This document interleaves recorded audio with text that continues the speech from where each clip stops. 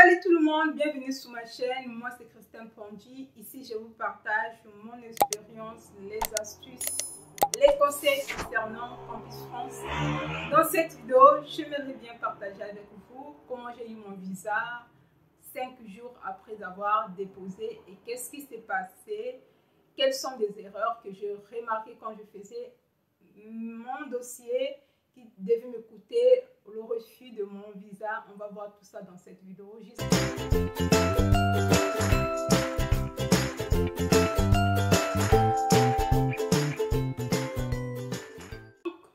Premièrement, j'étais boursier. Je n'étais pas boursier de la France.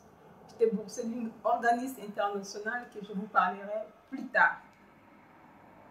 Comme tous les boursiers, toutes les personnes qui ont obtenu leur inscription hors Campus France doivent passer par Campus France avant d'aller à l'ambassade. Mais avant de passer par Campus France, j'ai remarqué sous l'un de mes relevés de notes, je le semestre 5, le nom qui était dessus, ce n'était pas mon nom. L'âge, oui, la date de naissance, oui, les notes, oui, mais le nom, ce n'était pas mon nom. Malgré tout ça, j'ai eu le relevé de notes. Et quand on a fini, j'ai rangé la situation et je suis passée par la scolarité de notre faculté. Ils ont quand même remédié à la situation plus rapidement que je pensais. Et ça traînait procédure pour le demande de visa. Du coup, avant d'aller déposer, passer par Campus France, je me rends compte aussi que mon acte de naissance, il y avait un trait d'union. Et là, le problème commence à trait d'union. Et ça aussi, tous les papiers administratifs, pièces d'identité, passeport, les relevés de notes, il n'y avait pas le trait d'union. Il s'avère que quand tu passes à l'ambassade, il faut montrer ton acte de naissance.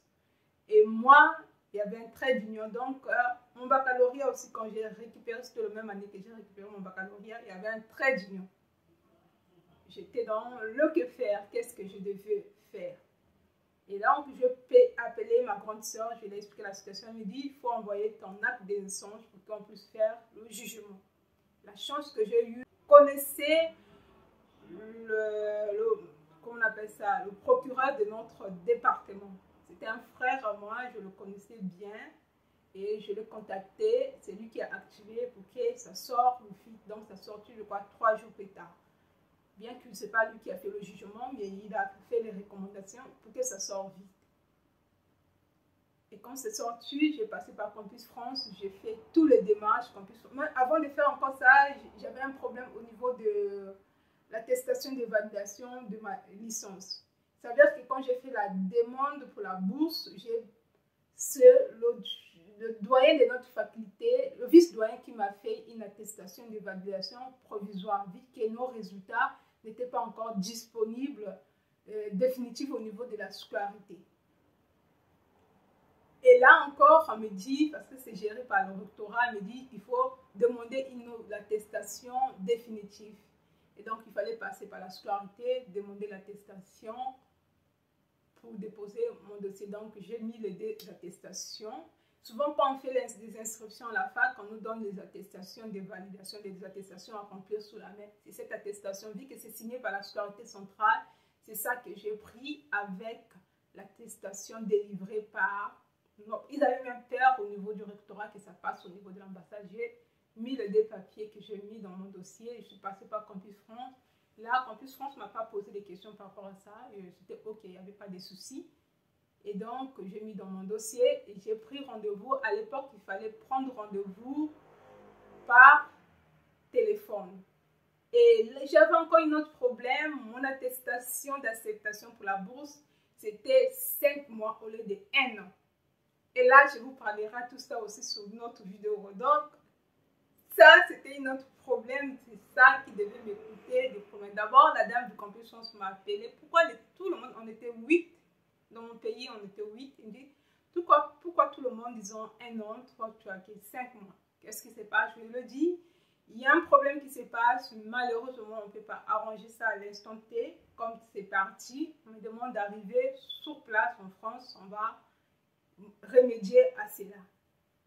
L'erreur que j'avais fait quand j'écrivais au responsable relations internationales de notre faculté ici, le monsieur m'avait envoyé un mail pour dire, pour l'instant, on ne peut pas modifier, mais quand tu vas arriver sur place, on va faire le nécessaire. Au lieu que je prends cette mail-là, que je écris la lettre d'explication pour déposer à l'ambassade, je ne l'ai pas fait. Alors que tout le monde, quand ils sont passés par l'ambassade, ils ont eu leur visa à 72 heures, donc 3 jours plus tard. Voilà, moi je ne l'ai pas fait et donc du coup, j'ai déposé mon dossier à l'ambassade et j'étais le dernier parce que j'ai traîné en fait. Donc le service, l'organisation pour la bourse attendait le visa pour acheter le billet. Mais je n'avais pas encore le visa. Ils m'ont écrit, je crois, 2 jours avant que l'ambassade m'appelle pour récupérer mon visa, pour me dire que qu'est-ce qui se passe. Est-ce que vous avez déposé votre dossier à l'ambassade de France? J'ai dit, j'ai bel et bien déposé mon dossier, donc j'attends. Et là, ils ont contacté, je crois, le service des relations internationales, parce que la bourse n'était pas gérée par la France, c'était géré par la République tchèque, je ne me trompe pas. Et là, franchement, ils ont contacté l'ambassade, je ne sais pas. C'est ici que j'ai suivi tout ça, qu'est-ce qui s'est passé.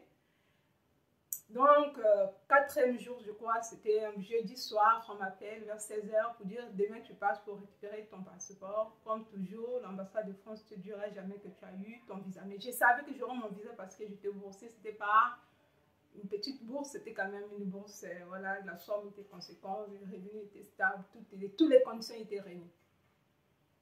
Et donc, quand j'arrive, je vois mon visa, j'avais un visa de 5 mois.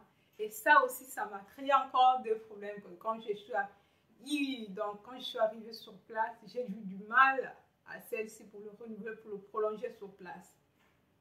Et j'ai contacté la préfecture, j'ai contacté encore l'ambassade dans mon pays. J'ai même eu le coup de fil de lui-même de l'ambassade qui me dit d'aller à la préfecture. Et quand j'arrive à la préfecture me dit c'est à eux de nous écrire. Et ça, c'était compliqué, malgré le courrier qu'on avait envoyé.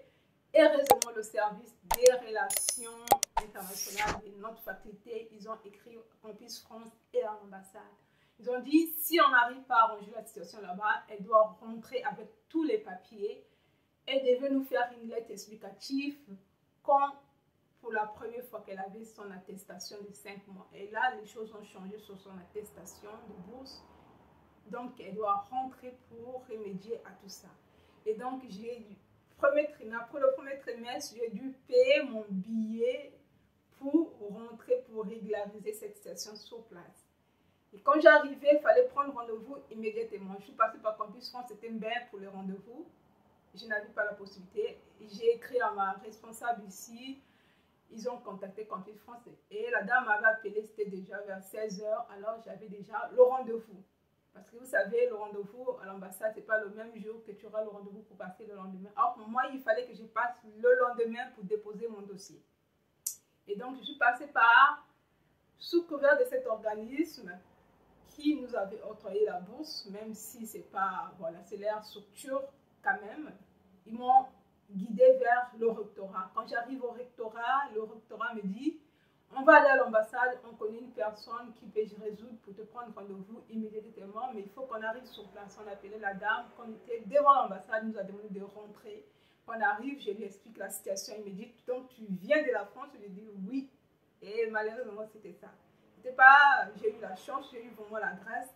Immédiatement, elle a appelé le consul pour prendre rendez-vous, pour expliquer la situation. Ils m'ont demandé de venir demain matin pour le rendez-vous et que je devais prendre le formulaire avant de partir.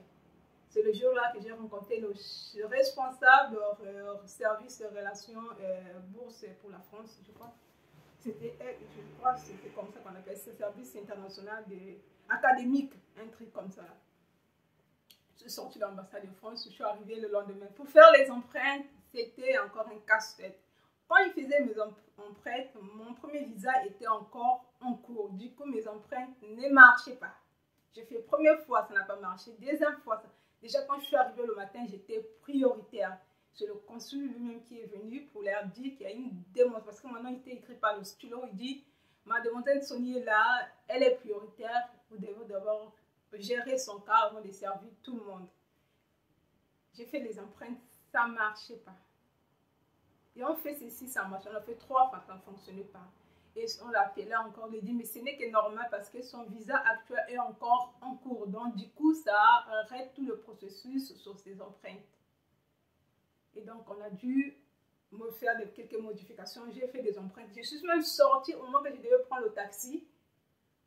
Le vigile m'appelle, non, revenir, on a besoin de toi. Quand je rentre, on dit ça n'a pas toujours marché, j'ai encore fait. Il dit bon, là c'est bon, on va t'appeler. Et là encore, ça a traîné, et parce qu'ils m'ont dit carrément que là, ça change tout parce que tu viens de la France. Donc, tous tes papiers que tu es venu avec ça, c'est pour la France. Donc, les temps qu'ils vont vérifier ça là-bas, c'est pas parce que c'est pas à nous de faire la vérification. Pour ton premier dossier, c'était à nous de faire les vérifications sur place. Mais là, ça change un peu la procédure, ça peut peut-être traîner. Et donc, ça m'a pris 3 jours, je crois. Le 3e jour, ils m'ont appelé vers le matin et vers 14 h, je suis passée pour récupérer mon visa. D'abord, c'est la dame, c'est mon responsable de la fac ici qui m'a appelé pour dire que ton passeport est prêt. Normalement, on doit t'appeler pour aller récupérer. Aussi, la dame qui m'avait pris rendez-vous au niveau de l'ambassade, elle aussi m'a appelé, dit ton passeport est prêt, ton visa est prêt. Donc, bonne chance et bon voyage, bon retour. C'était un Toulousain, madame.